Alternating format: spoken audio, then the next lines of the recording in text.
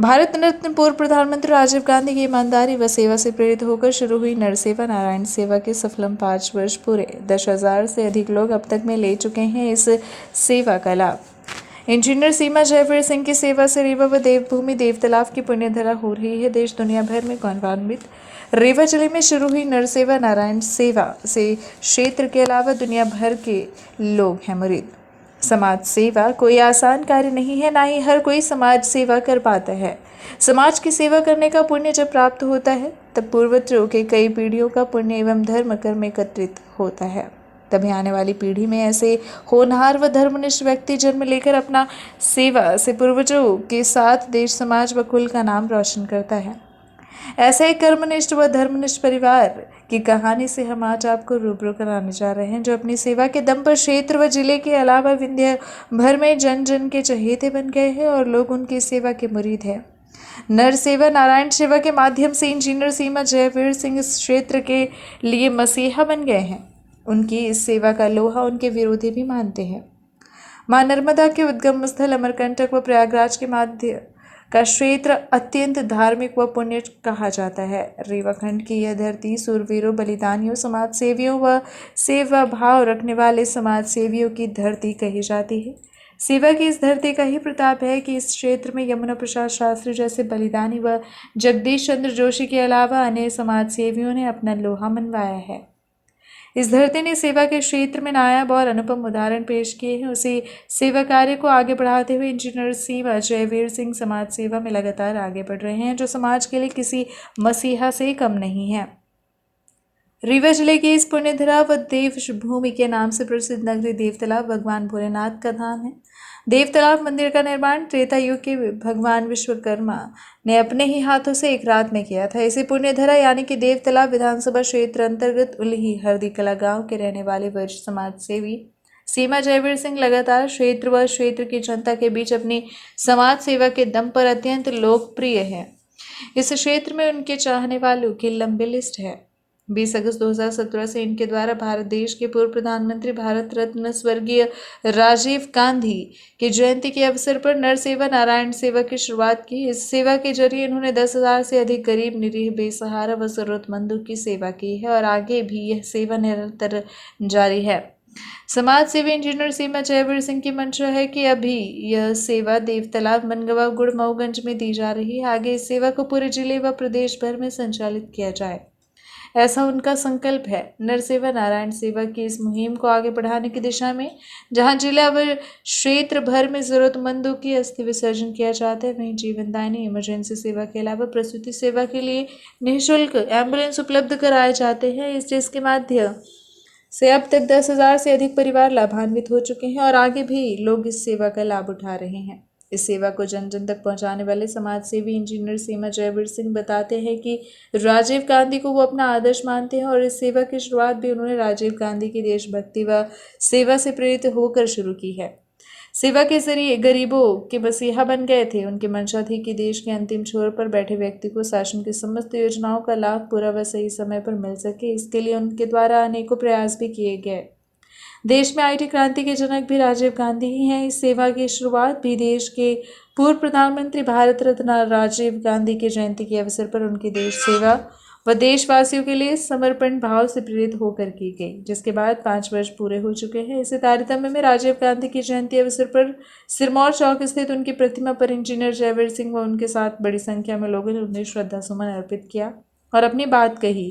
इस मौके पर उनका क्या कहना है, आइए हम सीधे आपको इंजीनियर सीमा जयवीर सिंह से ही रूबरू कराते हैं। सुनिए उनका क्या कहना है। ये भारत के पूर्व प्रधानमंत्री भारत रत्न इंजीनियर राजीव गांधी जी का आज जन्मदिन है और उनके जन्मदिन को देश, पूरी कांग्रेस पार्टी और सर्व समाज के लोग, सर्वहारा वर्ग, कश्मीर से कन्याकुमारी तक और भारत के बाहर भी जो लोग हैं विदेशों में, आज वो उनको नमन कर रहे हैं। इसको हम लोग बलिदान दिवस के रूप में मनाते हैं, क्योंकि उन्होंने देश के लिए बलिदान किया अपने आप को। उन्होंने पहले देश के प्रधानमंत्री थे जब स्वीकार किए कि दिल्ली से चलने वाला 100 रुपये गरीब आदमी के पास 15% पहुँचता है, बाकी पैसा कहाँ जाता है। ऐसा इतने बड़े पद में बैठ करके पहले व्यक्ति की सोच रही है। यही बात को स्वीकार करके उन्होंने पूरे देश के जन जन के मसीहा बन गए और लोगों के गरीब के अंतिम छोर के बैठे हुए लोगों के दिल में बस गए। हम लोग 20 अगस्त 2017 से उनके जन्मदिन में नर सेवा नारायण सेवा के रूप में गंगा जी उन लोगों को जिनकी आर्थिक स्थिति अच्छी नहीं होती थी, हमारे परिवार समाज के लोग अस्थि विसर्जन के लिए हिंदू धर्म में सम्मानपूर्वक गंगा जी में अस्थि विसर्जन कर सकें। ऐसे महान पुरुष के जन्मदिन 20 अगस्त को हमने 2017 में शुरू किया, जिसमें जीवनदायिनी, इमरजेंसी सेवा, प्रसूति बहन बेटियों के लिए सुविधा और अस्थि विसर्जन का काम आज 5 वर्ष पूरा हो चुका है। और मैं समझता हूँ कि हिंदुस्तान में रीवा एक ऐसा ज़िला बन गया, देवतलाव एक ऐसा विधानसभा बन गया जहाँ सीमा सिंह के नेतृत्व में पूरे ज़िले का नाम सेवा के रूप में देवतलाव देवभूमि सेवा भूमि के रूप से जानी जा रही है। और हमारा पूरा जो देवतलाव परिवार है, रीवा ज़िले के जो लोग हैं, सब ने मिल के इतना सपोर्ट किया हमको, हर प्रकार से एक मिशन के रूप में बन गया कि 5 वर्षों में 10,000 केस गंगा जी गए हैं। आज भी गाड़ी गंगा जी गई हुई है। जब कोरोना काल में लोगों ने अपने परिजनों को छोड़ दिया, तब भी हमारी गाड़ी बंद नहीं हुई। ये आदरणीय हमारे परम पूज्य नेताजी भारत रत्न राजीव जी का आशीर्वाद है, गौ ब्राह्मणों का आशीर्वाद रीवा जिले का है, भोले बाबा देवताओं का आशीर्वाद है। दुख तो ये होनी है, ये विधि के विधान में है, जो दुनिया में आया हो जाएगा, लेकिन अंतिम संस्कार में जो सेवा का काम हम कर रहे हैं, आज उनसे हम यही प्रार्थना करेंगे कि ऐसा आशीर्वाद देते रहो कि जो सेवा शुरू हुई है आपके जन्मदिन में, भोले बाबा देवताओं का आशीर्वाद है। दुख तो ये होनी है, ये विधि के विधान में है, जो दुनिया में आया हो जाएगा, लेकिन अंतिम संस्कार में जो सेवा का काम हम कर रहे हैं, आज उनसे हम यही प्रार्थना करेंगे कि ऐसा आशीर्वाद देते रहो कि जो सेवा शुरू हुई है आपके जन्मदिन में, वो आने वाले समय में सदैव चलती रहे। और ये पूरे देवतलाव ही नहीं, आसपास के क्षेत्रों में भी हम गाड़ी भेजते हैं। हमारा पूरा एक मिशन है, ये पूरे ज़िले में गाड़ी आगे चल के चलें, पूरे प्रदेश में चले और सम्मानपूर्वक अंतिम संस्कार तीर्थराज प्रयागराज त्रिवेणी संगम में हम लोग करते रहें। ऐसे दुख की घड़ी में लोगों को साथ देते रहें, भाईचारा में बढ़ावा हो। यही हमारी सबसे बड़ी श्रद्धांजलि आज हम उनको दे रहे हैं।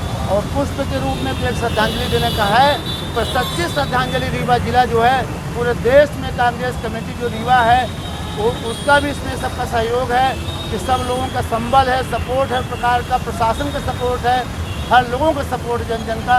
मैं सभी लोगों को धन्यवाद देता हूँ और ये विश्वास दिलाता हूँ उनको कि आपके सहयोग ऐसा बना रहे और आगे भविष्य में भी हम लोग सेवा करते रहें और रीवा जिले का नाम पूरे भारतवर्ष में रीवा जिला सेवा जिला के रूप में जाना जाए। यही भगवान भोले बाबा से प्रार्थना करता हूँ और राजीव जी के आशीर्वाद से वर्ष 2023 में आने वाले समय में जिस प्रकार से रीवा में कांग्रेस की सरकार बनी है नगर निगम में, वैसे मध्य प्रदेश में आदरणीय कमलनाथ जी के नेतृत्व में कांग्रेस की सरकार बने और फिर से सर्वहारा वर्ग के लिए, सर्व समाज के लिए, पश्चिम से पूरब तक, उत्तर से दक्षिण तक, सबके लिए एक ऐसी योजना बने कि सब लोगों का जीवन सुखमय हो और प्रदेश तरक्की की राह में चले और मध्य प्रदेश देश में नंबर 1 का राज्य बने, कमलनाथ जी के नेतृत्व में सरकार बने। यही राजीव जी से हम लोग प्रार्थना करते हैं कि हम लोगों को आशीर्वाद दें। मारपीट व इज्जत के साथ खिलवाड़ करने की शिकायत लेकर युवती पहुंच रही एसपी ऑफिस। मारपीट व इज्जत के साथ खिलवाड़ करने की शिकायत लेकर युवती पहुंच रही एसपी कार्यालय और अपने साथ हुई घटना की रीवा एसपी से शिकायत दर्ज कराई।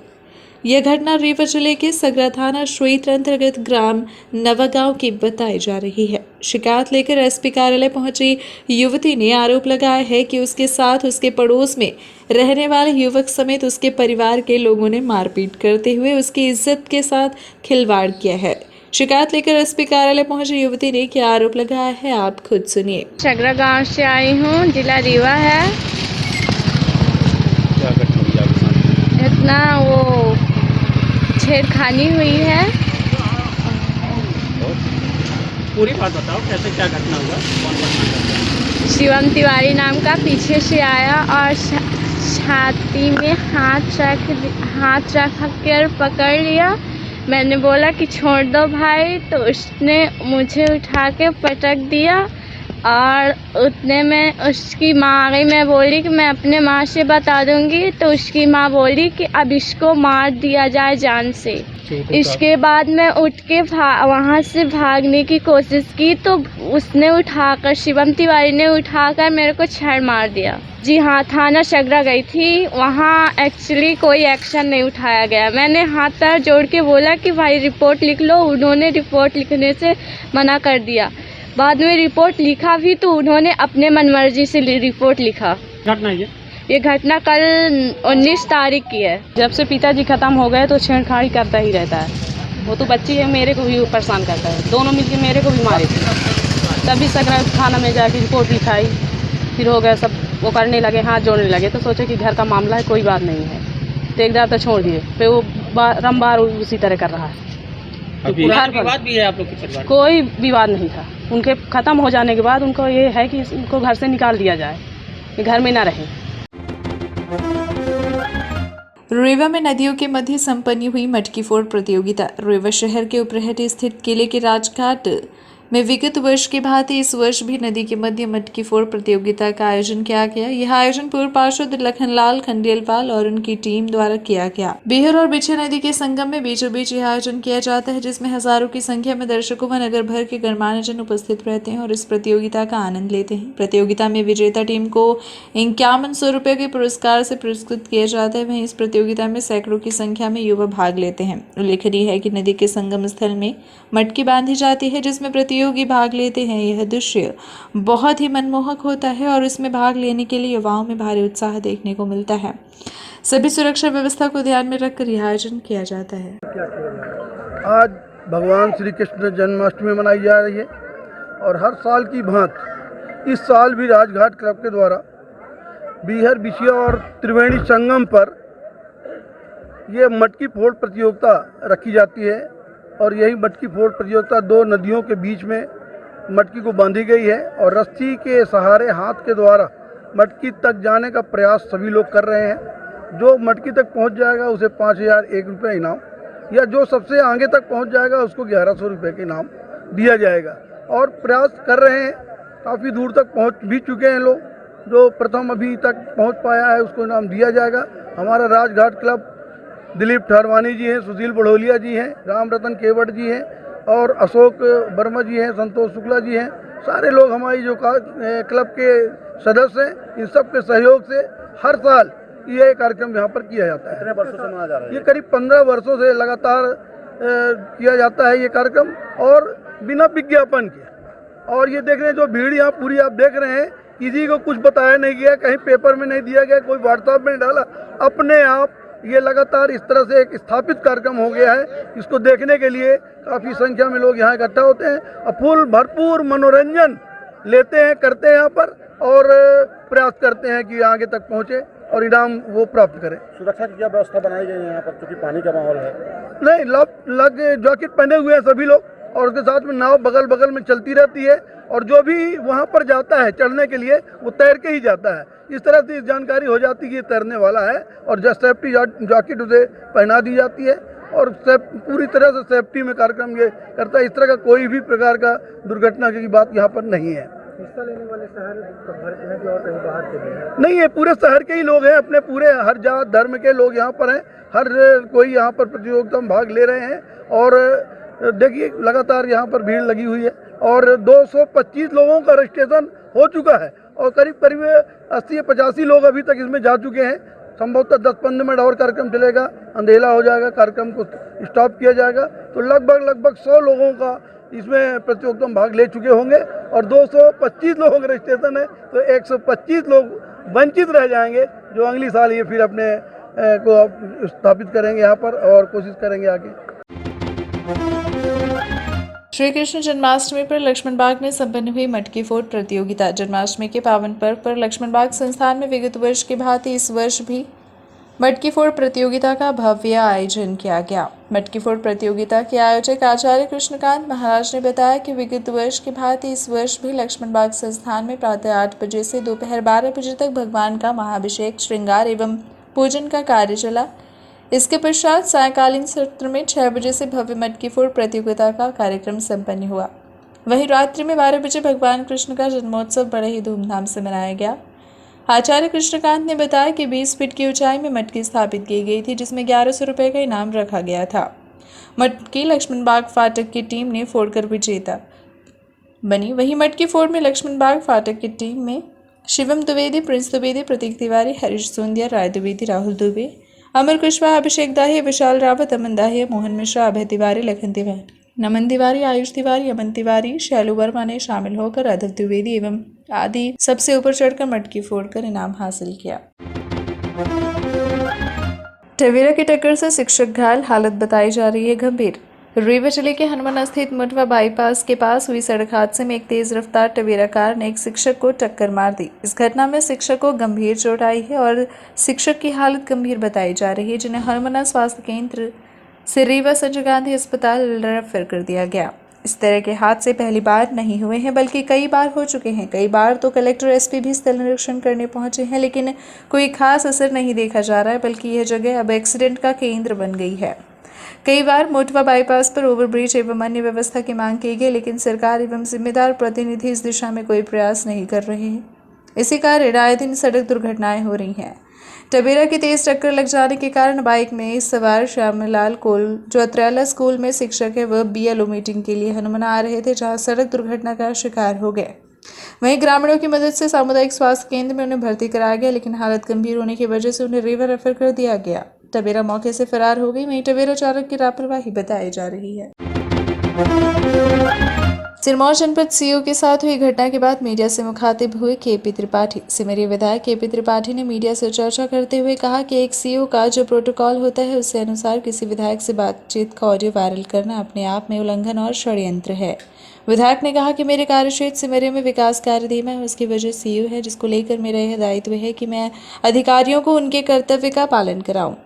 ऑडियो वायरल होना और मारपीट होना दोनों अलग अलग मुद्दे हैं, जिसमें कुछ राजनीतिक पार्टियों के कुछ राजनेताओं ने इस मामले को इतना तुल पकड़ा दिया है कि इसका फायदा कोई और उठा ले गया। हालांकि यह कौन उठाया है, यह जांच का विषय है।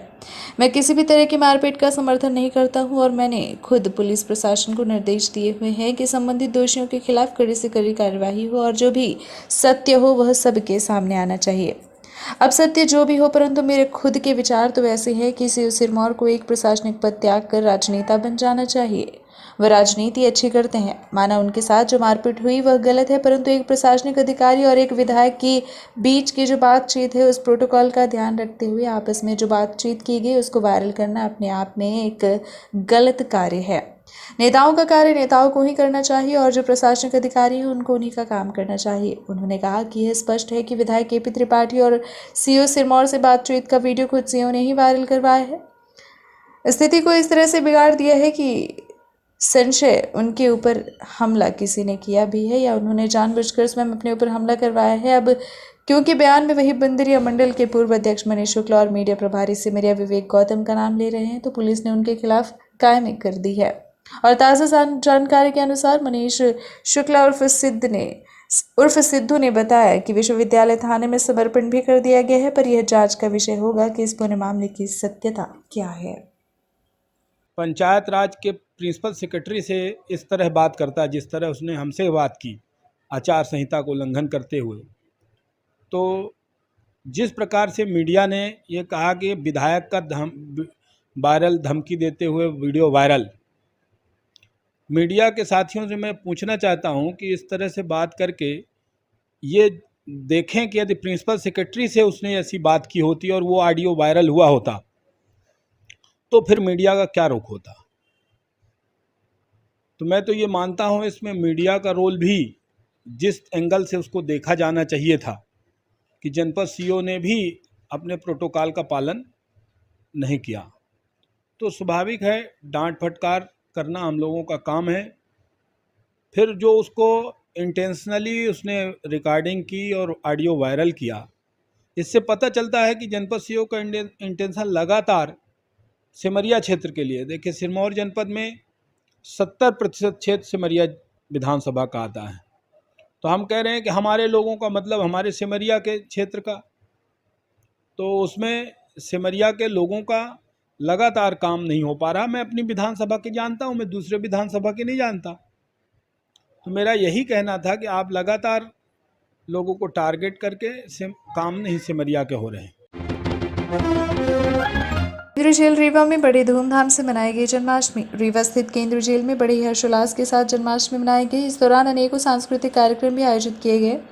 कृष्ण जन्माष्टमी के दौरान केंद्रीय जेल अधीक्षक एस.के. उपाध्याय ने मीडिया को जानकारी देते हुए बताया कि जिन कैदियों ने झांकी में अच्छा प्रदर्शन किया है उनको सजा में 5 दिन की छूट दी गई है। वहीं जेल के अंदर संगीतमय कार्यक्रम का आयोजन किया गया।